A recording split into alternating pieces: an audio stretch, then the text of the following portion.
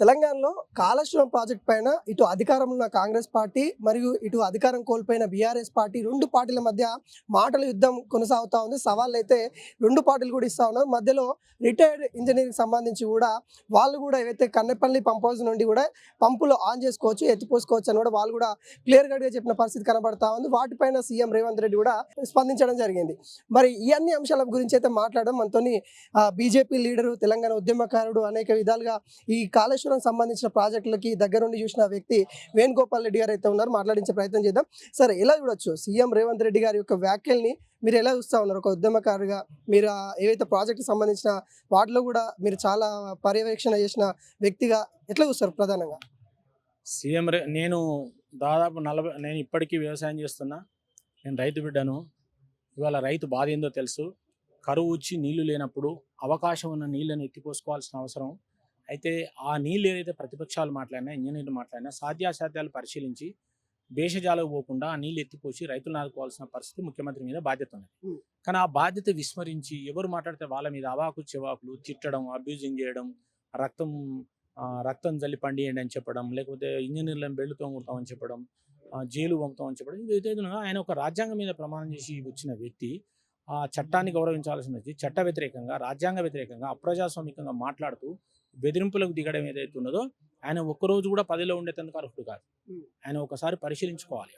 వాళ్ళ ఇంజనీర్లు అయితే కళ్ళనీళ్ళు పెట్టుకుంటున్నారు. వాళ్ళందరూ కూడా దశాబ్దాల కొద్దీ వాళ్ళకు అప్పటి ఉమ్మడి ఆంధ్రప్రదేశ్లో ప్రమోషన్లు రాకుండా కష్టపడి కృష్ణా గోదావరి నీళ్లు తెలంగాణ తీసుకొచ్చి తెలంగాణ పల్లెల యొక్క వలసలను ఆపాలి, వాళ్ళ కళ్ళ నీళ్లు ఉడవాలి, రైతులకు పొలాలకు నీళ్ళు అందియాలని కష్టపడి అప్పుడు ఉద్యమకారులుగా వాళ్ళు అప్పుడు పార్టీలకు సపోర్ట్ చేసి ఇవాళ తెలంగాణ ప్రభుత్వం వచ్చినాక కూడా వివిధ ప్రాజెక్టులు కట్టేందుకు కావాల్సిన ప్రణాళికల మీద వాళ్ళ యొక్క ఆలోచన విధానం చెప్తూ ముందుకు పోతున్న క్రమంలో ఇవాళ కూడా రైతులకు నీళ్ళు ఇవ్వండి, ఈ ఫుట్బాల్ దగ్గరికి పంపుల ఫుట్బాల్ వరకు నీళ్ళు వచ్చినాయి, బ్యారేజ్తో సంబంధం లేకుండా, షటర్లతో సంబంధం లేకుండా నీళ్ళు ఇవ్వచ్చని వాళ్ళు ఒక రిపోర్ట్ ఇస్తే ఆ రిపోర్ట్ మీద ఈ విధంగా అబ్యూజింగ్ తిట్టడం చేయడం చేస్తుంది. ఇది ఆయన కుసంస్కారం. కాబట్టి ఇంజనీర్లు ప్రజల కొరకు మాట్లాడారు, రాజకీయాల కొరకు మాట్లాడలేదు, టీఆర్ఎస్ కొరకు బీజేపీ కొరకు మాట్లాడలేదు. వాళ్ళు ప్రజల కొరకు మాట్లాడి ప్రజలు నీళ్ళు ఇవ్వని మాట్లాడారు. నీళ్ళు ఇచ్చేందుకు అవకాశం ఉన్నదని మాట్లాడారు. నువ్వు అవకాశం ఉన్నదాన్ని విస్మరించి ఇంజనీర్లు చెప్పగానే నేను టార్గెట్ అవుతున్నా అని చెప్పి ఇంజనీర్లు చెప్పిందంటే ప్రజలు నమ్ముతారు కదా. సరే, మేము బీజేపీ టీఆర్ఎస్ చెప్తే రాజకీయం అనుకుంటారు. కానీ ఇంజనీర్లు చెప్పే వరకు ఆయన కడుపులో బాయిల్డ్ అయ్యింది. ఆయన ఒకసారి బాధను భరించలేక నన్ను టార్గెట్ చేస్తున్నారనే ఒక ఆవేశంతోనే ఆయన మాట్లాడండి. కానీ నేను తప్పు చేస్తున్నా, రైతాంగానికి తెలంగాణ రైతాంగాన్ని నేను నష్టం చేస్తున్నా అనే బాధ్యతను ఆయన విస్మరించాడు. అది తప్పు. వాళ్ళని బేషరతుగా వాళ్ళకి క్షమాపణ చెప్పాలి, వాళ్ళని గౌరవించాలి. వాళ్ళు చెప్పిన ప్రకారం నువ్వు ఇరిగేషన్ శాఖ నడిపి, ఇరిగేషన్ శాఖ నీ నేతృత్వంలో ఉన్నది. ఇవాళ అగ్రికల్చర్, ఇరిగేషను, పవర్ అన్నీ కూడా రాష్ట్ర ప్రభుత్వం పరిధిలో ఉంటాయి, కేంద్ర ప్రభుత్వం పరిధిలో ఉంటాయి. కేంద్రం యొక్క సహకారం కావాలనుకుంటే నీ యంత్రాంగాన్ని పంపు, నీ ఇరిగేషన్ మినిస్టర్ పంపు, ఎన్డీఎస్ దగ్గర సలహా తీసుకో, ఎక్కడ తీసుకుంటూ తీసుకో, మేము సహకరిస్తాం బీజేపీ నుంచి.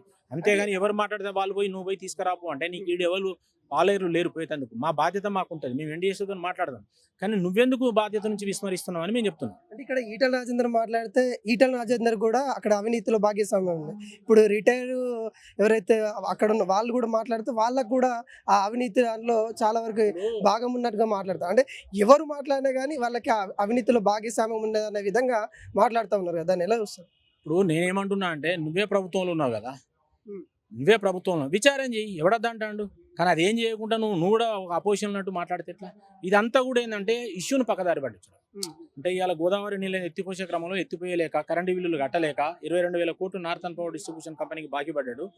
అక్కడ కుప్పగూలే పరిస్థితి ఉంది. డిస్కంలు కరెంట్ వచ్చే పరిస్థితి లేదు, నీళ్ళు వచ్చే పరిస్థితి లేదు. ఇవాళ అప్పులు పెరిగిపోతున్నాయి, ఎక్కడికక్కడ జీతాలు ఇచ్చే పరిస్థితి లేదు, ప్రజలలో అశాంతి పెరుగుతున్నది. ఇలాంటి క్రమంలో ఏంటంటే విషయాన్ని పక్కదారి పట్టించేందుకు ఇవన్నీ మాట్లాడుతున్నారు, అంతే తప్ప ఇంకేం లేదు. అంటే దీనిపైన బీజేపీ ఏ విధంగా ముందుకెళ్ళబోతా ఉంది? ఎందుకంటే ఇటు బీఆర్ఎస్ కూడా కీలక ప్రణాళికతో రోజు ఒక విధంగా మాట్లాడుతూ ఉంది. భారతీయ జనతా పార్టీ వాస్తవ విషయాలను ప్రజల దృష్టి తీసుకెళ్లి ప్రభుత్వం మీద ఒత్తిడి పెంచి దాన్ని అమలు చేసే ప్రయత్నం చేస్తారు. ప్రజాస్వామ్యంలో ఏముంటాయి? తుపాకులు పట్టుకుని అయితే పోలేం కదా. ప్రజాస్వామ్యంలో ప్రజల పక్షాన ప్రజలను చైతన్యం చేసి ప్రభుత్వాన్ని మీద ఒత్తిడి చేసి ఆ సమస్యను పరిష్కరించే పని మేము చేస్తుంటాం. అధికారంలో ఉన్న వాళ్ళు ఈ మాట విని వాస్తవాలు గ్రహించి పని చేస్తే వాళ్ళకు కూడా ప్రజల మద్దతు ఉంటుంది, లేకపోతే అధికారం కోల్పోతారు. నేనేమంటున్నా అంటే మొదలది ఇష్యూ కాగానే అడిగినప్పుడు సిబిఐ మీద నమ్మకం లేదని చెప్పిండ్రు.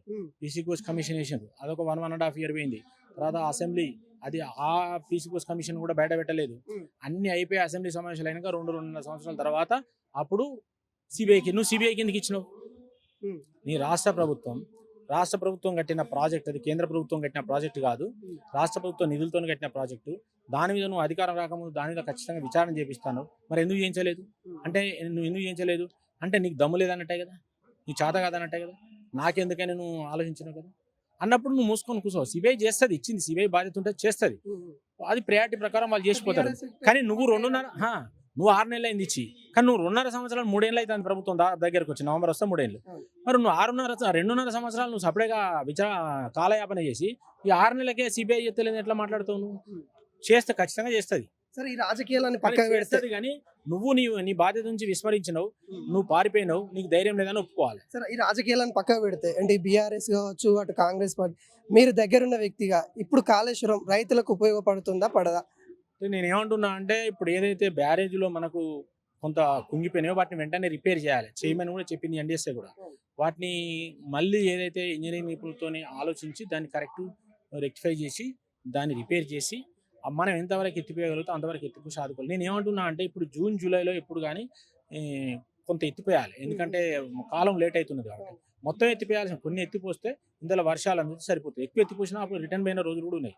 కాబట్టి చూసుకుంటా, వాతావరణం చూసుకుంటే ఎంత అవసరమైతే అంత ఈ నార్ల మందము చెరువులలో నీళ్ళు నింపేందుకు అక్కడక్కడ కొన్ని ఎత్తిపోస్తే దాంతో గ్రౌండ్ వాటర్ రీఛార్జ్ అవుతుంది, పంపులు నడుస్తాయి, కొంత నార్లు పోసుకుంటారు, కొంత మెట్ట పంటలు కూడా ఉపయోగపడుతుంది. ఇది అందుకే అంటలేనా వ్యవసాయ ప్రణాళిక అనేది ఒకటి ఉండాలి అని. అంటే లేదంటారా సీఎం రేవంత్ రెడ్డి? అస్సలే వ్యవసాయ ప్రణాళిక ఉంటుంది. కరువు వస్తుంది, ఎల్లినో వస్తుందంటే నువ్వు ఏ పంటలు వేయాలో చెప్పాలి కదా, ఎక్కడ ఏ పంటలు వేయాలో చెప్పాలి కదా, మరి ఆరుతోటి పంటలకు నువ్వు ప్రాధాన్యత ఇవ్వాలి కదా. అవన్నీ ఏం లేదు, ఇప్పుడు ప్రభుత్వం ఏం చెప్పలేదు, ఏం చేయలేదు, ఏం చెప్పలేదు. రైతులను వాళ్ళ గాలికి వదిలేసింది, ఆగిపోయింది. మేము ఏమన్నా ఉంటే గబే ఒక రైతు బంధు ఆ సంవత్సరానికి ఒకసారి ఇస్తాంది, 2 సార్లు ఇచ్చేది ఒకసారి, అది కూడా 24 ఎగ్గొట్టింది, 25 ఒకసారి, ఇప్పుడు ఒకసారి ఇచ్చింది అంతే.